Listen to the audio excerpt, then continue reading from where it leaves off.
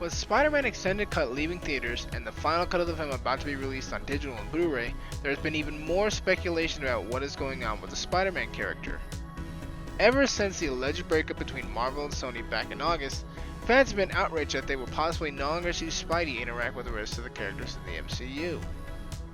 There's been back and forth talk about the future of Spider-Man, whether that means he'll end up being rebooted, Uncle Ben being killed again, or even a complete recasting of the character.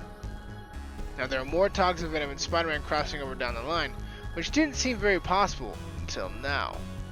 Rumors have also spread about a new proposed deal that Sony has offered Disney and how all of that intertwines with Spidey, Venom, and the MCU. First, let's talk about Venom 2, and then we'll get into the supposedly new deal. Now I'm not going to go into major details about this film, just what we need to know to move on to the Sony deal situation. Right now, Andy Serkis is signed on to direct the sequel, and it's seemingly more likely that Carnage is going to be the main villain of this movie. Crew members of the sequel have come out and said that they want to do more renditions, more stories of the character of Venom. Venom and every other Spider-Man character, at least when it comes to the movies, belongs to Sony.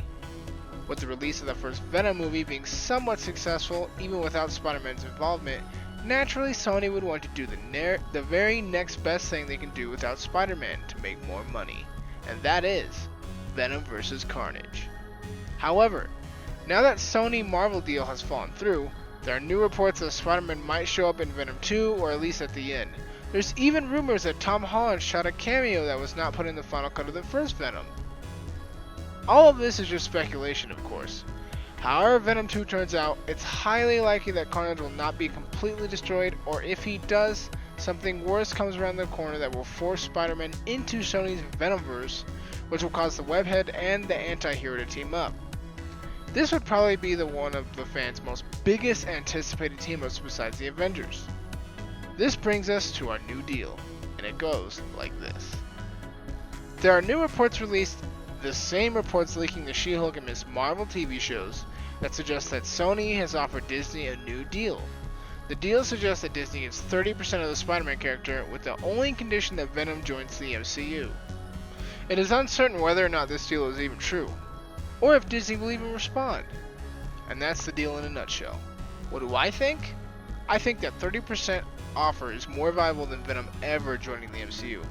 I feel like if Venom were to join the MCU, Marvel would have talked to Sony before making that first Venom movie, but I guess only time will tell. And that's all I have to say on the subject. Let me know what you think in the comments, and if you think that I should make another video discussing Venom 2 or more on the Sony deal. There's really not much to talk about on the Sony deal for now, but if you guys give me some more ideas, I will definitely write up some more content and we'll talk about it. Anyways, that's all for now.